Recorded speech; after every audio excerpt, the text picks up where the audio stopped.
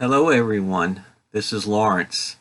I'm here to do a quick video a response to Rachel, who has become my really good YouTube buddy in the vinyl community.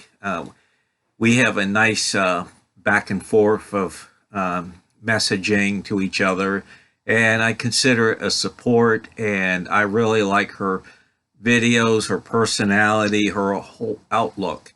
Well, yesterday she held up a vinyl record of the great late Chet Atkins, who is known as the country gentleman, and he was a mover and shaker in Nashville and forming what is called the Nashville Sound, a more sophisticated take on country music. We're adding, lush strings and backing vocals and songs with a little bit more sophistication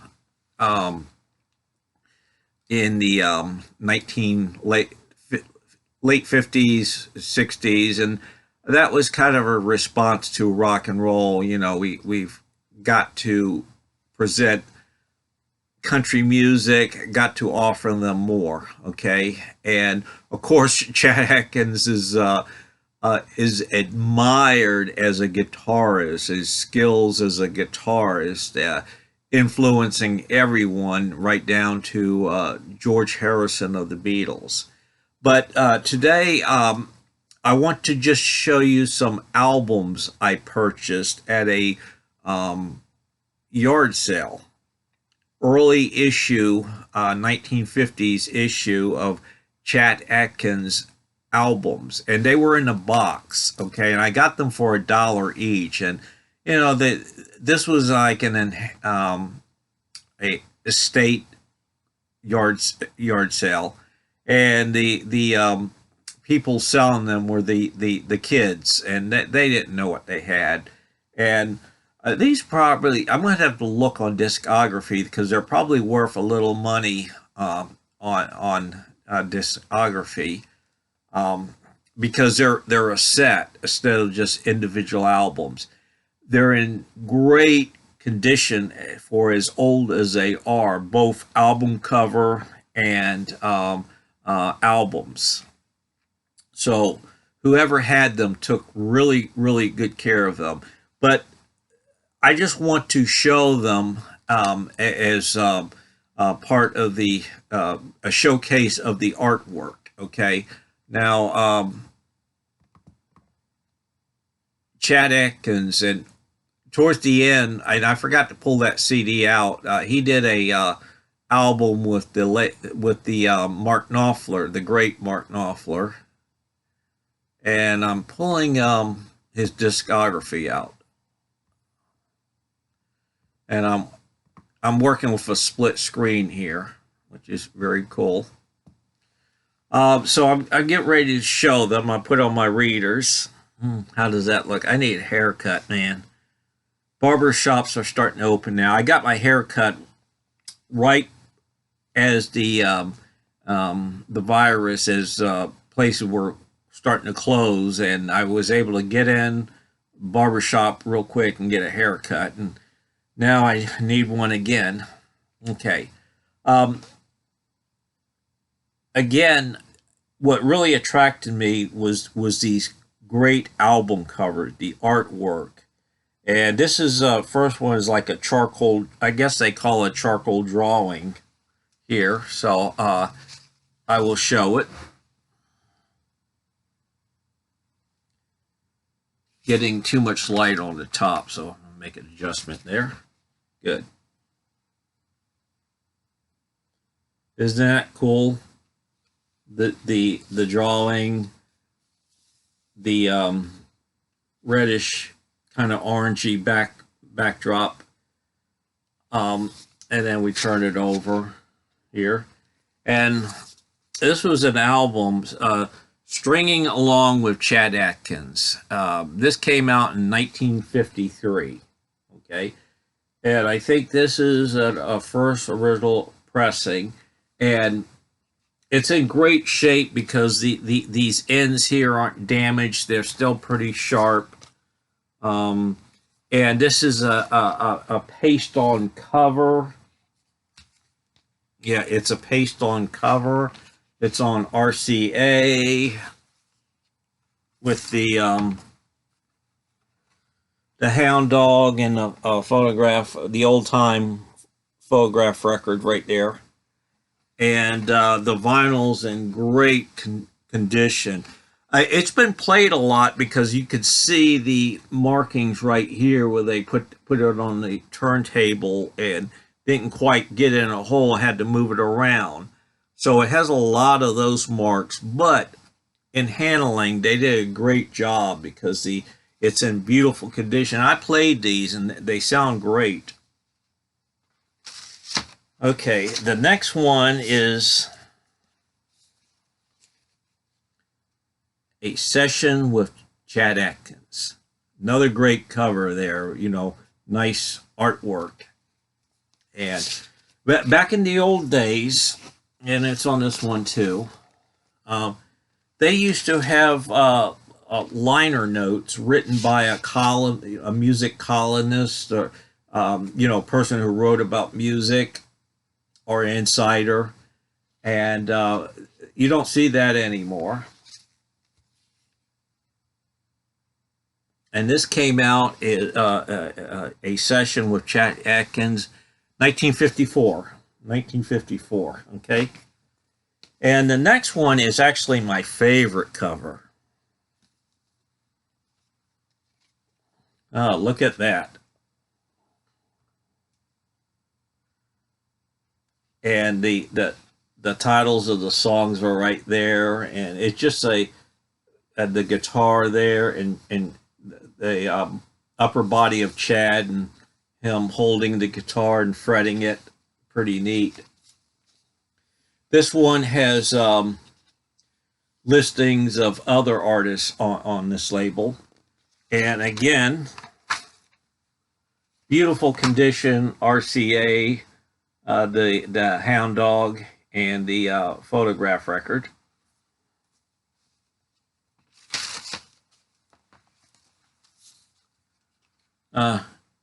Chat at home, pretty neat.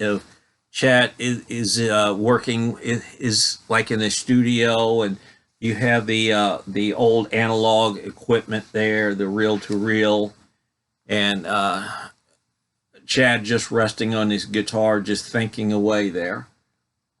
And this is Chad at Home, 1957. And along with the liner notes, these old ones always had some kind of illustration art work, as this one did here. Well, they don't, but sometimes they do, and this one does there. Chet Atkins at Home, and the list of books, I don't know what that's about. Maybe, him thinking, reading about music, or how he's going to construct things. Chet Atkins in 3D dimensions there. And this one came out 3D 1955. And the last one, Chet Atkins Ville. And I think these are songs that appeal more to the teenagers, okay?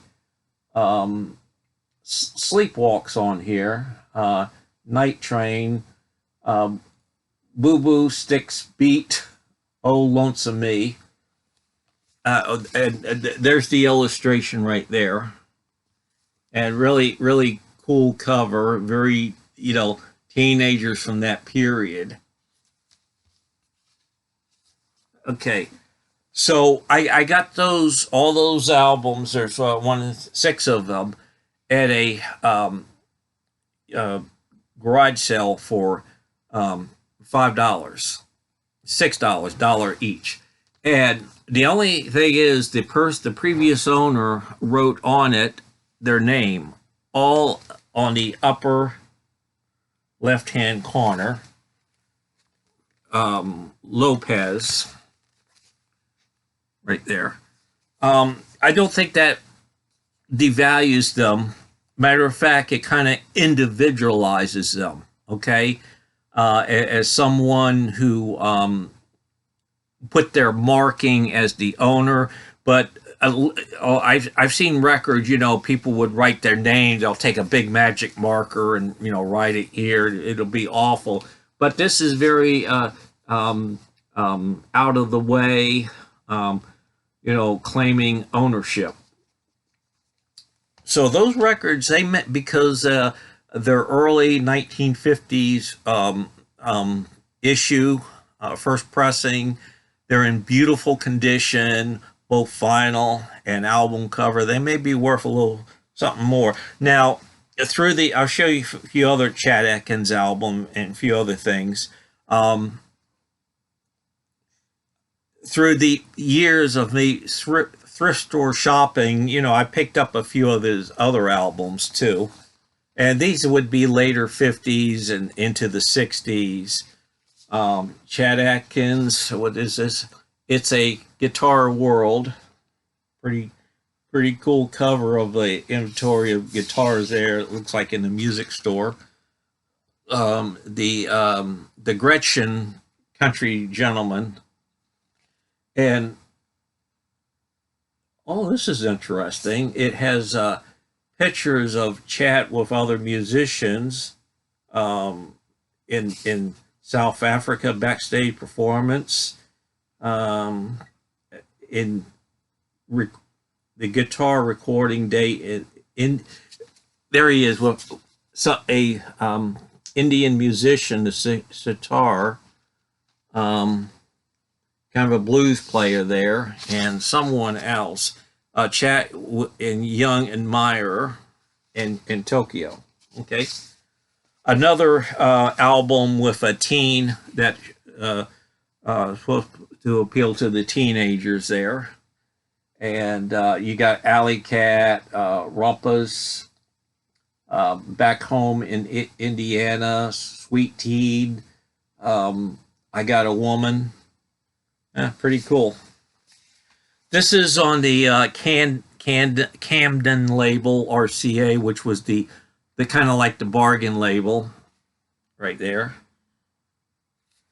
And of course, Chet is known to play with other musicians. I mentioned Mark Knopfler, and him and Jerry Reed were good buddies. Kind of a cool cover there of they got a flat tire, and Chet's on the hood there with the guitar looking at Jerry. Hey, fix that damn flat. It's cool. And this is 1969, Chet Atkins, him basically playing the hits of the day. Both Sides Now, Son of a Preacher Man, My Way, Blackbird, I'll Never Fall in Love Again, Hey Jude, Aquarius, Folsom Prison Blues, Gene, theme from Romeo and Juliet. Great picture there. Now, I saved the best for last. With that